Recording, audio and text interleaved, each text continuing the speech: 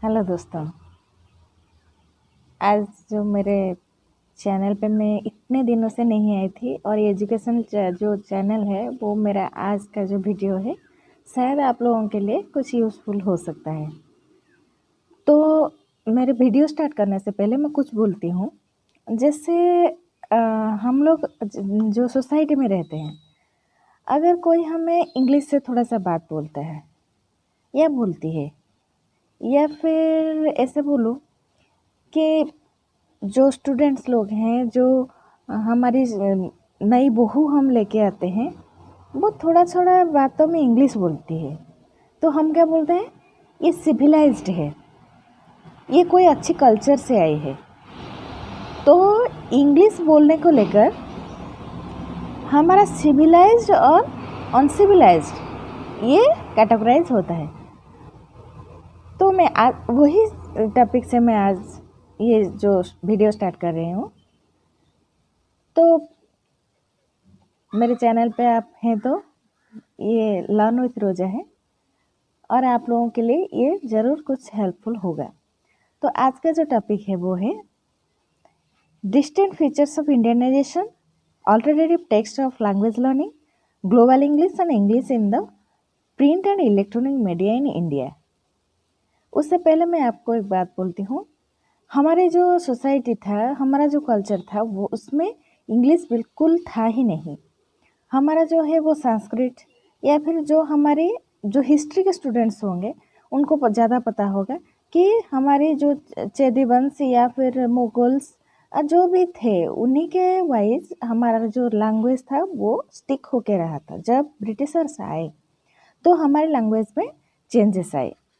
ये जो पहले मक्काउले जो थे ब्रिटिशर, वो इंग्लिश लैंग्वेज को हमारे यहाँ ऑफिशियली पूरा यूटिलाइज करने के लिए, उसको यूज़ करने के लिए उसने एक स्ट्रॉन्ग रूल बनाए।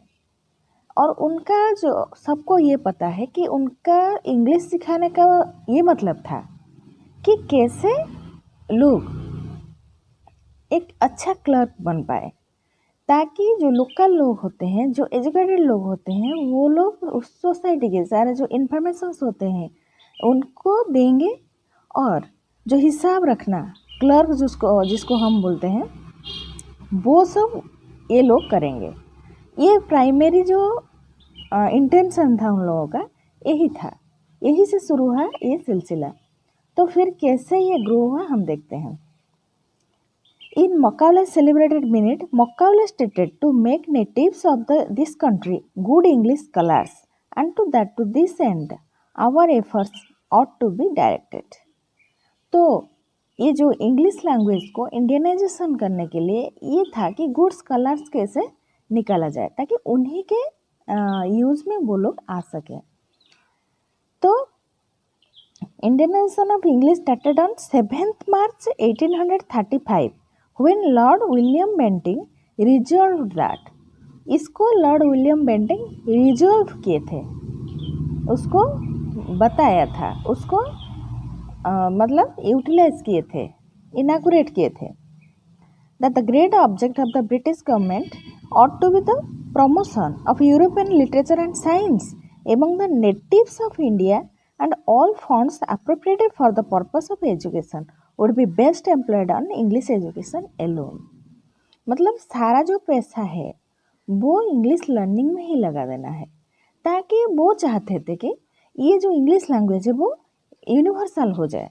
जो भी हुआ, मतलब आज अगर हम बोलेंगे कि बच्चे को आप जो मदर टंग होता है उसको सीखो, जो राइटिंग स्किल जो होता है वो सीखो, उनको इंग्लिश ज़्यादा इजी लगता है, क्योंकि उसका राइटिंग स्टाइल और सब कुछ थोड़ा सा इजी होता है हमारी लैंग्वेज से, तो उनको वो लिखना ज़्यादा इजी होता है। इसीलिए वो लोग उसी को प्रीफर करते हैं। क्योंकि बच्चा अगर छोटा होता है तो हम अगर उसको सिखाएंगे लैंग्वेज, या फिर लेटर सिखाएंगे, या फिर राइम्स होगा, वो क्या करेंगे ना, इंग्लिश या फिर हिंदी राइम्स या फिर जो लोकल लैंग्वेज का राइम्स सुनना पसंद करते हैं, लिखने के लिए वो लोग इंग्लिश को ही प्रेफर करते हैं। ये आप प्रैक्टिकली देख भी सकते हो। Then 20 years, between 20 years 1835 to 1855 वो मकाउले पीरियड बोला जाता है। वर्ल्ड वाइड उसी टाइम क्या हुआ था ना, इंग्लिश लैंग्वेज रैपिडली इंक्रीज हुआ था। फिर उसी टाइम 1834 में 5,32,000 बुक्स इंग्लिश के सिर्फ इंडिया में बेचा गया था। और जो संस्कृत और हिंदी ये सब कुछ क्या हुआ था ना, 13,000 हिंदी बुक, और बंगाली या फिर अलग जो बुक होता था वो 1,500 ही बेचे गए थे। इससे ही पता चलता है कि इंग्लिश का क्रेज, इंग्लिश लैंग्वेज का क्रेज कितना था। लैंग्वेज क्या होता है कि हमारे कम्युनिकेशन के लिए बहुत नेसेसिटी होता है। हम किसी को अगर कम्युनिकेट करते हैं वो इंग्लिश, आज की दुनिया में, आज के टाइम में इंग्लिश एक जैसे हथियार हो चुका है।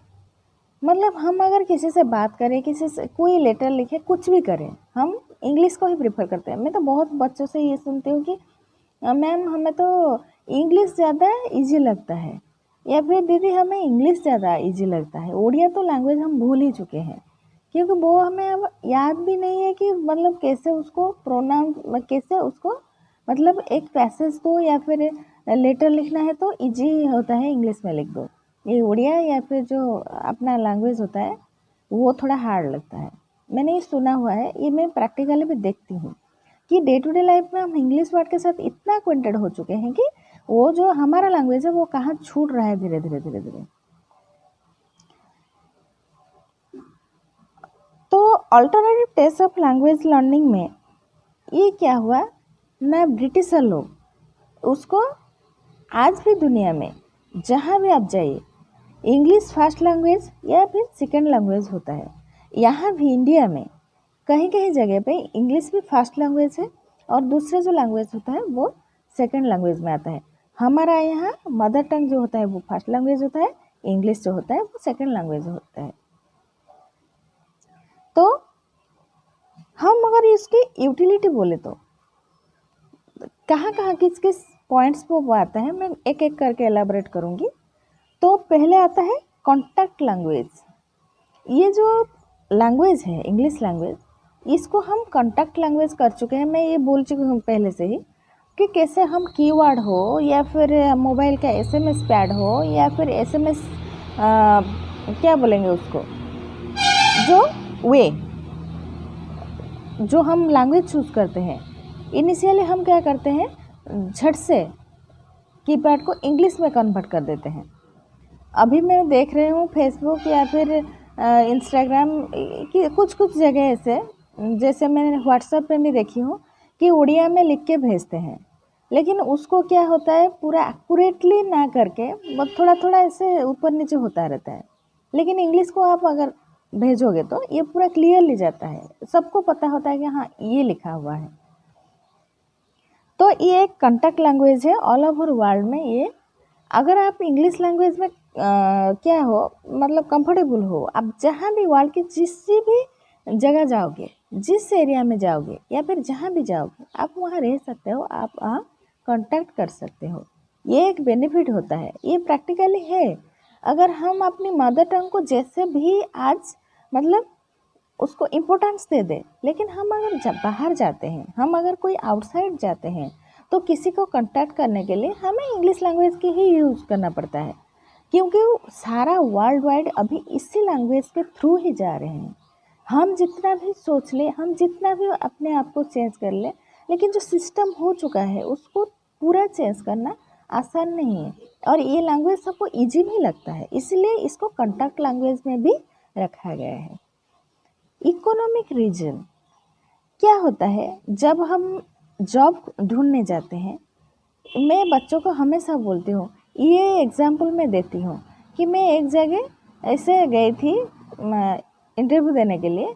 वहाँ मुझे ये बोला गया कि आपको इंग्लिश बोलना आता है। मैं बोली हाँ आता है। ठीक है, अगर आप इंग्लिश में पढ़ा दिए तो आप मतलब सिलेक्ट हो जाओगे। सच में भी हुआ। मैंने इंग्लिश में ही शुरुआत से लास्ट तक इंग्लिश में ही बोलती रही, इंग्लिश में ही मतलब इंटरव्यू चलता रहा। जो डेमो क्लास था वो भी इंग्लिश में ही हुआ, तो बच्चों को थोड़ा सा समझाने के लिए हिंदी यूज़ किया गया, लेकिन मतलब लगभग सारा इंग्लिश में ही था।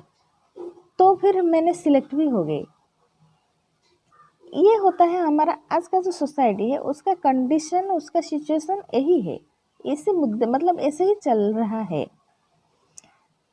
टाइम फैक्टर, तो ये टाइम के हिसाब से भी ये धीरे धीरे स्ट्रांग हो रहा है। लोग इसको ग्रास्प कर रहे हैं, इसको यूज़ कर रहे हैं और इसी के साथ ही जी रहे हैं। फिर ऐसा है कि पॉपुलेशन का लगभग 95% आज इंग्लिश लैंग्वेज से ही मतलब बोलते हैं।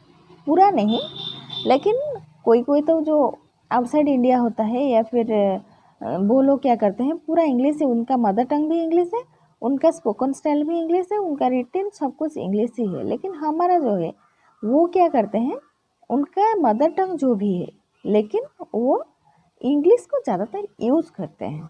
जब ज़्यादा पॉपुलेशन इंग्लिश को ही यूज़ करते हैं। हम बच्चे को इंग्लिश, अगर हम सोचते हैं कि अगर बच्चा इंग्लिश में ज़्यादा अच्छा करता है तो वो सिविलाइज्ड है।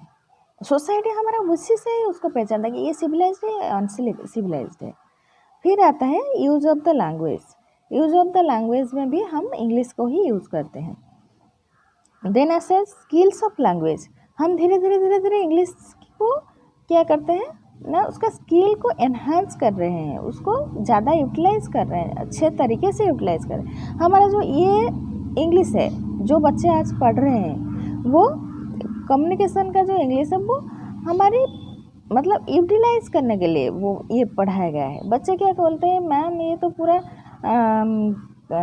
थ्योरेटिकली मतलब कितना लगता है कि तकलीफ़ होता है। स्टोरी लिख दो या स्टोरी को लेके कुछ याद कर लो, इसी को टेक्निकली यूज़ करना, याद करना थोड़ा सा तकलीफ़ होता है। लेकिन ये बच्चों को बताया जाता है कि ये हमारी यूटिलाइजेशन, अब डे टू डे लाइफ में हम यूटिलाइज कर सकते हैं। हम अगर पढ़ाई के बाद हम निकल गए, मतलब यूनिवर्सिटी या स्कूल कॉलेज से निकल भी गए, अगर ये हमें पता होता है तो हम सोसाइटी में इसको यूटिलाइज कर सकते हैं। तो ये हमारे यूटिलाइज करने के लिए प्रैक्टिकल है। ये इसका स्किल इसी तरह से अभी बनाया गया है।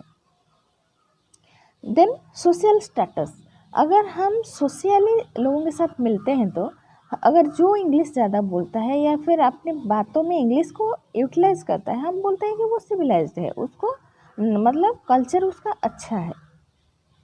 फिर आता है मोटिवेशन एंड एनकरेजमेंट। माँ बाप क्या करते हैं या सोसाइटी क्या करता है, जिसको इंग्लिश ज़्यादा पता होता है या फिर हम भी हमारे बच्चों को बोलते हैं कि इंग्लिश में फ्लुएंट रहो, इंग्लिश को अक्वेंटेड हो जाए, इंग्लिश लैंग्वेज का अक्वेंटेड हो जाओ, क्योंकि सोसाइटी उसी को एक्सेप्ट करता है। फिर आता है एनवायरनमेंट। हमारे एनवायरनमेंट का जो जहाँ अगर हमें ऐसी जगह छोड़ दिया जाए जहाँ हम एडजस्ट भी नहीं कर सकते, वो लैंग्वेज, वो सिचुएशन, वो जो सराउंडिंग हमें पसंद नहीं आता। क्यों पसंद नहीं आता? क्योंकि वहाँ जो हमारे जो माइंड सेट है, जो हमने जैसे पैदा हुए हैं, जैसे हमारा कल्चर है, उसी तरह का अगर हमें एटमॉस्फेयर ना मिले तो उसमें अपने आप को रखना या उसमें ग्रोथ कराना, उसमें डेवलप कराना हमारे लिए बहुत तकलीफ होता है। अगर जैसे हम पले बढ़े हैं, जैसे हमारी कल्चर है, उसी तरह का कोई हमें सोसाइटी मिल जाता है तो वहाँ रहना, वहाँ एडजस्ट करना, वहाँ सर्वाइव करना हमारे लिए थोड़ा सा अच्छा होता है। ये मैंने प्रैक्टिकल भी देखा है, प्रैक्टिकली मैंने ये फील भी किया हुआ है कि हम जैसे बने हुए हैं, अगर वहाँ से नीचे या फिर वहाँ से बहुत ज़्यादा ऊपर हमें छोड़ दिया जाए तो हमें जैसे लगता है कि हमें ब्रीदिंग नहीं हो रहा, हम किसके साथ बात करें, हमारी मेंटालिटी को कौन समझे, तो हम किसी के साथ बात करें, कैसे रहें। हमारे माइंडसेट के हिसाब से अगर हमें सिचुएशन हमारी सोसाइटी मिल जाता है तो हमें बहुत अच्छा लगता है। अच्छा भाई, हमारी कैटेगरी का है, चल जाएगा, रह लेंगे हम लोग। Language is not static, language static नहीं है। ये क्या होता है ना, ये चेंज होता रहता है, चेंज होता रहता है। जैसे language is not a static unity, it is an ever changing unity. Colorization, urbanization, migration, industrialization, development of mass communication, and technological diffusion constantly change the phonology, syntax, and vocabulary of a language. ये मैं पहले से बता चुकी हूँ. हमारा systematical जैसे जैसे हमारे जो हम इंडिपेंडेंट सोसाइटी में रह रहे हैं, जितना एरा हमने क्रॉस कर रहे हैं, धीरे धीरे हमारे जो इंटेलेक्चुअल लोग होते हैं, जो नॉलेजेस लोग रहते हैं, वो धीरे धीरे हमारा जो पकड़ होता है, जो हमारी सोसाइटी का नीड होता है, उसी हिसाब से लैंग्वेज का, लिटरेचर का चेंज करते रहते हैं. वो चाहे इकोनॉमिकली हो, मतलब जिस भी फील्ड में हो, वो यूटिलाइज कैसे किया जाए उसी हिसाब से उसको बनाया जाता है. Purpose of language either spoken और इन रिटन फॉर्म, मतलब हम इंग्लिश को स्पोकन और रिटन फॉर्म में कैसे लाते हैं. पहले आता है टू इंक्वायर. हम अगर किसी चीज़ को इंक्वायर करते हैं, वैसे भी मैं आपको बोलती हूँ, मैं एक लॉ की स्टूडेंट हूँ, तो अगर हमने जो पढ़ा हुआ है, लॉ का बुक जो पढ़ा हुआ है, वो फॉरेन लैंग्वेज, मतलब वो उसी उन्हीं के लैंग्वेज में ही आज तक टिका हुआ है, वो हमारा आज तक चेंज नहीं हुआ. जो हमारी बुक्स आते हैं या फिर हमारा जो गाइड्स आते हैं, उसी में से बच्चे हमारी लैंग्वेज का कुछ थ्रू उसको समझते हैं. लेकिन अगर हम ओरिजिनल बुक में जाए तो उन्हीं के लैंग्वेज में ही, वही इंग्लिश लैंग्वेज में ही लिखा गया है, आज तक वो चेंज नहीं हुआ. तो हमें क्या होता है, थोड़ा थोड़ा समझने में तकलीफ होता है. लेकिन हमारा जो लैंग्वेज है, हमारा जो इंग्लिश स्टाइल है, हमारा जो इंग्लिश पैटर्न है, उसको समझना हमारे लिए अच्छा होता है. तो अगर कुछ किसी चीज़ की इंक्वायर हो, इन्वेस्टिगेशन करनी हो, या फिर उसको मतलब चार्जशीट देना, जो कुछ भी करना है, तो ऑफिशियल लैंग्वेज, तो हम क्या करते हैं, इंग्लिश को ही चूज़ करते हैं. ये हमारा यूज़फुल है और वो चल रहा है. मुझे लगता है ये चलेगा, क्योंकि लोग उसमें कंफर्टेबल है. टू इन्फॉर्म, हम अगर किसी बात को इन्फॉर्म करते हैं, किसी को बोलते हैं, तो हम क्या करते हैं, इंग्लिश को यूज़ करते हैं. ये हमारा जो सोसाइटी में हम रह रहे हैं, दोस्त या सर्कल में नहीं बोल रही हूँ, ऑफिशियली अगर हम हैं, अगर आउटसाइड हम हैं, अगर हम कोई ऐसे मीटिंग अटेंड करते हैं या सेमिनार अटेंड करते हैं, कुछ इन्फॉर्मेशन ट्रांसफ़र करते हैं किसी को, तब हम इंग्लिश में ज़्यादा कंफर्टेबल है. हम खुद भी देख सकते हैं, हमारे मोबाइल में हो या फिर लैपटॉप में हो, हम क्या करते हैं, इंग्लिश को ही प्रेफर करते हैं. वो कीपैड में टाइप करना या फिर कुछ भेज देना हमारे लिए बहुत ईजी होता है, हम उसी को ही यूज़ में लाते हैं. हमारा माइंडसेट अभी थोड़ा थोड़ा, क्या मैं देख रही हूँ, थोड़ा थोड़ा चेंज हो रहा है कि नहीं हमें अभी अपना लैंग्वेज को थोड़ा सा इंपॉर्टेंस देना चाहिए. तो बच्चे क्या करते हैं, मैं देखती हूँ, उड़िया में ऐसे भेजते हैं या फिर अपनी लैंग्वेज में भेजते हैं. लेकिन ज़्यादातर ऑफिशियली अगर हम जाएंगे तो हम इंग्लिश को ही ज़्यादातर यूज़ करते हैं. ये प्रैक्टिकल है, ये ट्रू भी है. टू इंटरैक्ट, अब आउटसाइड चले जाओ, आप कहीं भी अब्रॉड चले जाओ, आप अगर किसी के साथ भी बात करना है, किसी के साथ भी इंटरैक्ट करना है, तो आपको इंग्लिश में ही करना होगा. आपको लोकल लैंग्वेज पता नहीं है, फिर भी आपको इंग्लिश पता है, तो आप वहाँ सर्वाइव कर सकते हैं, आप वहाँ दूसरों के साथ बातें कर सकते हैं. You will be comfortable here. आपको अगर कोई सिविलाइज लोग मिल गया तो इंग्लिश उसको तो ज़रूर पता होगा. टू इन्फ्लुएंस, दूसरों को अगर इन्फ्लुएंस करना है, अपने एक सोसाइटी में रहना है, अपने आप को एक स्टैंड देना है, तो आपको इंग्लिश आना चाहिए, लिटरेचर आपको आना चाहिए, आप स्पोकनली या फिर एमिनेंट होना चाहिए, आप बोल सकते हैं, तो आपको लोग तवज्जो देंगे, लोग आपको इम्पोर्टेंस देंगे. या फिर नहीं तो हमें अच्छा भाई चलो गले लग जा, ऐसे बोल दें.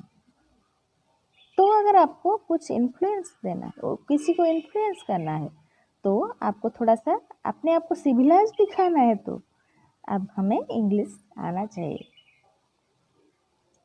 टू एंटरटेन, हम अगर क्या करते हैं, कोई एंटरटेनमेंट, अगर किसी को एंटरटेन करना होता है, तो हम क्या करते हैं, इंग्लिश को ही यूज़ करते हैं. मतलब ये कहने का मतलब है कि म्यूजिक, ड्रामा या किसी भी, अगर हम कुछ भी ना करें, हमारी यूट्यूब को ले लो, हमारे सोशल मीडिया को ले लो, हम जो टाइटल देते हैं ज़्यादातर हम इंग्लिश में ही देते हैं. इसी में से ही पता चल जाता है कि हमारा यूटिलाइजेशन जो है इंग्लिश वर्ड को, वो यहाँ ही पता चल जाता है कि उसका क्रेज़ कितना है। फिर आता है print and electronic media. Print और इलेक्ट्रॉनिक मीडिया के बारे में मैंने बता चुकी हूँ, ये भी इंग्लिश लैंग्वेज से ही बनता है। फिर आते हैं इलेक्ट्रॉनिक मीडिया क्या है। इलेक्ट्रॉनिक मीडिया ये है, आप प्रिंटिंग ले लो, आप जेरोक्स ले लो, आप कुछ भी ले लो। प्रिंटिंग मीडिया, प्रिंट जो होता है, बुक आता है, लिटरेचर होता है, जो कुछ भी होता है वो प्रिंट मीडिया में आता है। अपना जो मैगजीन, अपना पेपर, अपना मतलब कुछ भी वो प्रिंट मीडिया में ही आता है। या फिर अपना अपना बुक्स ले लो, अपना गाइड्स ले लो। हम क्या करते हैं, ज़्यादा प्रीफर करते हैं, अरे गाइड, हमारे इंग्लिश का गाइड मिल जाए, अरे हमारा ये मैगज़ीन इंग्लिश में है, ये हमें मैं देखती हूँ कॉलेजेस में लेक्चर से आपको क्या करते हैं ना, अपना मैगज़ीन लेके बैठे रहते हैं, वो इंग्लिश का होता है। नहीं, ये सिविलाइज्ड है, इसको पता है, ये एजुकेटेड है, ये ही हम दे देते हैं। तो ओवरऑल अगर हमें घूम फिर के आ जाए लास्ट में, तो आज का सोसाइटी में इंग्लिश का यूटिलाइजेशन जितना है, वो अगर हमें सिविलाइज्ड बन के रहना है, अगर हमें सोसाइटी में अपने आप को एक जगह देना होता है, तो हमें क्या करना होता है ना, इंग्लिश को ही ज़्यादा इम्पोर्टेंस देना होगा, उसमें एमिनेंट होना होगा, तभी हम यहाँ सर्वाइव कर सकते हैं। ऐसा नहीं कि हम मर जाएंगे, हमें इंग्लिश नहीं पता तो हम मर जाएंगे, हमें कुछ कर नहीं सकते। नहीं, आपको अगर प्रोग्रेस करना है, आपको आगे जाना है, आपको अगर कुछ करके दिखाना है, अगर आपको बाहर का लोग सुने, अगर आप उसमें पॉपुलर हो, आप मैंने देखा हुआ है ज़्यादातर एक छोटा सा चीज़ देती हूँ जो हमारे बुक में नहीं है, फिर भी देती हूँ। हम ज़्यादातर देखते हैं कि कोई क्रिकेटर का मैंने देखा हुआ है इंटरव्यू, वो बोलते हैं कि हम खेल में पूरा एमिनेंट है, लेकिन हम अगर जीत गए, हम अगर कोई मैन ऑफ द मैच हो गए, कुछ हो गए, तो हमें इंग्लिश बोलना पड़ेगा, इसीलिए हम क्या करते हैं, 1-2 पॉइंट में हार जाते थे। मतलब वहाँ इंटरनेशनली अगर हमें रिप्रेजेंट करना है अपने आप को दिखाना है, टैलेंट के साथ हमारा स्पोकन स्किल, हमारा नॉलेज स्किल, मतलब इंग्लिश स्किल भी अच्छा होना चाहिए। अगर ये अच्छा हो गया तो हम लोग कहीं भी जाके अपने आप को रिप्रेजेंट कर सकते हैं। Thank you. और आपको अगर वीडियो अच्छा लगे तो लाइक, शेयर और सब्सक्राइब करना और बेल आइकन को दबाना। और कोई अगर कंप्लेन हो कि हम कैसे अच्छा कर सकते हैं वीडियो को, तो आप मुझे सजेशन में दे सकते हैं। Thank you for watching.